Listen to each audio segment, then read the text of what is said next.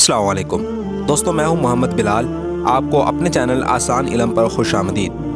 دوستو، آج کی اس ویڈیو میں ہم آپ کو بتائیں گے ہمارے پیارے نبی حضرت محمد صلی اللہ علیہ وسلم کی پیدائش سے پہلے اور پیدائش کے وقت پیش آنے والے معجزات کیا کیا تھے۔ شروع کرتے ہیں آج کی ویڈیو۔ امام الانبیاء محمد صلی اللہ علیہ وسلم اس سرزمین میں آنے والے تمام انبیاء، صحابہ، صالحین اور مومنین کے سردار اور امام ہیں۔ تمام انسانوں کی کامیابی کا واحد ذریعہ نبی صلی اللہ علیہ وسلم کی مبارک ذات اور آپ کی اطاعت ہے۔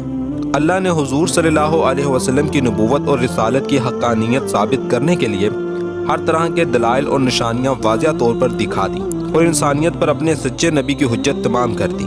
آپ صلی اللہ علیہ وسلم کو نبوت ملنے اور وحی آنے سے قبل ہی اللہ تبارک و تعالیٰ نے ایسے واقعات نمودار کیے جو آپ کے ایک سچے نبی ہونے کی دلیل تھے اور ایک ذی عقل شخص کے لیے یہ واضح نشانیاں تھیں۔ ان نشانیوں اور معجزات میں نبی کی پیدائش کے وقت ہونے والے غیر معمولی واقعات ہیں جو اس وقت موجود لوگوں نے اپنی آنکھوں سے دیکھے اور آپ کی نبوت کے گواہ ثابت ہوئے۔ جس رات اللہ کے حبیب محمد صلی اللہ علیہ وسلم اس دنیا میں تشریف لائے، اس رات مکہ اور عرب کے لوگوں نے بہت سے عجائب اور موافق الفطری چیزیں دیکھیں۔ یہ باتیں نہ صرف اسلامی تاریخ بلکہ فارس کے زرتشتوں کی تاریخ میں بھی لکھی ہیں جو عرب کے پڑوس میں آباد تھے۔ عام الفیل والے سال عرب میں ایک روشن سورج طلوع ہونے والا تھا جس کی بشارت نبیوں نے سینکڑوں سال قبل دے دی تھی اور بہت سے لوگوں نے پیشین گوئی بھی کر دی تھی۔ عرب میں اس سال ایسے واقعات ہونے لگے جو اس بات کی نشانی تھی کہ ایک نبی مبعوث ہونے والے ہیں۔ اس سال زمین سرسبز ہو گئی، فصلوں میں اضافہ ہو گیا، درخت پھلوں سے بھر کر جھولنے لگے، بارش خوب ہوئی۔ گویا یہ خوشحالی کا سال تھا، قریش نے ایسا موسم کبھی نہیں دیکھا تھا۔ ایک روایت میں آپ صلی اللہ علیہ وسلم نے فرمایا کہ میں اپنے باپ ابراہیم کی دعا اور عیسیٰ ابن مریم کی بشارت ہوں۔ میری ماں نے یہ خواب دیکھا کہ ان کے جسم سے ایک ایسا نور نکلا جس سے شام کے محلات روشن ہو گئے۔ جس رات نبی صلی اللہ علیہ وسلم کی پیدائش ہوئی وہ ایک غیر معمولی رات تھی، جس کے متعلق آپ کی والدہ حضرت آمنہ فرماتی ہیں کہ مجھ سے ایک نور نکلا، میں نے دیکھا کہ اس سے شام کے شہر بصرہ کے محلات روشن ہو گئے ہیں۔ میں نے چند ایسی دراز قد عورتوں کو دیکھا جیسے کہ وہ عبد مناف کی بیٹیاں ہوں۔ حضرت آمنہ فرماتی ہیں کہ میں نے دیکھا کہ کچھ مرد فضا میں اپنے ہاتھوں میں چاندی کے برتن لیے کھڑے ہیں۔ اس روایت کو امام حاکم نے نقل کیا ہے، جس کے متعلق امام سیوطی نے لکھا کہ حضرت آمنہ نے شام کے محلات دیکھے، وہ حالت بیداری میں تھے۔ حضرت عثمان کی والدہ بیان کرتی ہیں کہ میں اس رات حضرت آمنہ کے پاس تھی جس رات نبی صلی اللہ علیہ وسلم کی ولادت ہوئی۔ گھر میں ہر طرف روشنی اور نور محسوس کرتی تھی اور ستارے قریب سے قریب تر ہو رہے تھے، یہاں تک کہ مجھے گمان ہوا کہ یہ میرے اوپر گر پڑیں گے، اور میں نے خانہ کعبہ کو دیکھا کہ وہ نور سے منور ہو گیا تھا۔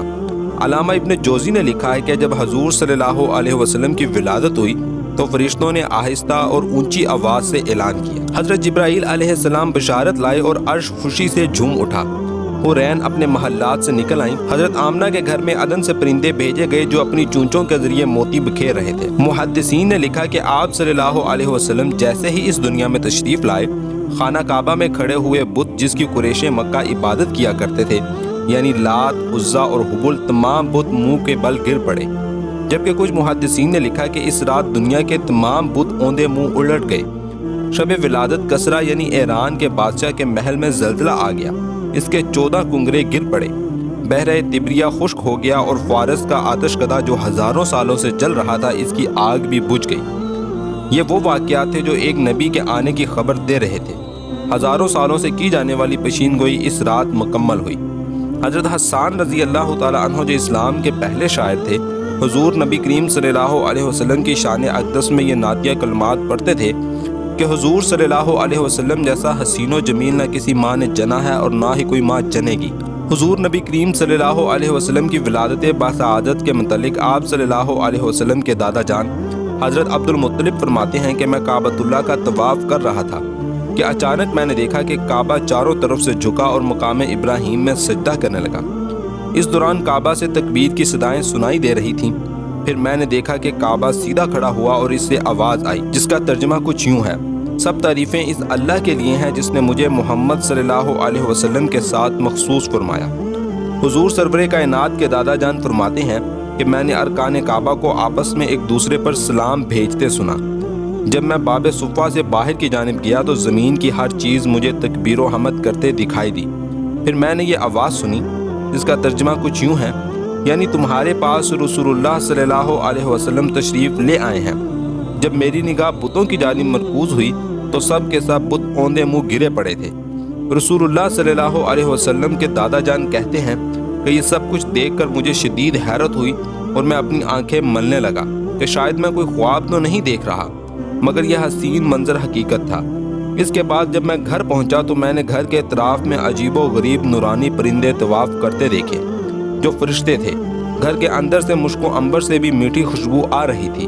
میں نے دروازہ کھٹکھٹایا تو میری بیٹی آمنہ سلام اللہ علیہا تشریف لائیں اور دروازہ کھولا۔ حضور صلی اللہ علیہ وسلم کی والدہ ماجدہ حضرت بی بی آمنہ سلام اللہ علیہا کی پیشانی پر ایک نور چمکتا دکھائی دیتا تھا۔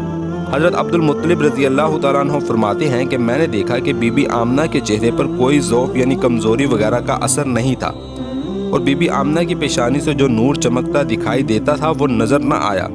حضرت عبد المطلب نے پوچھا، بیٹی آمنہ تمہاری پیشانی کا نور کہاں ہے؟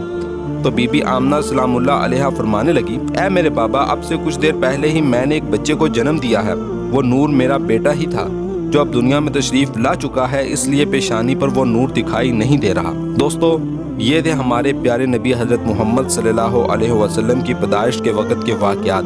امید کرتے ہیں آپ کو یہ ویڈیو پسند آئی ہوگی۔ اس ویڈیو کو لائک اور چینل کو سبسکرائب ضرور کریں۔ شکریہ۔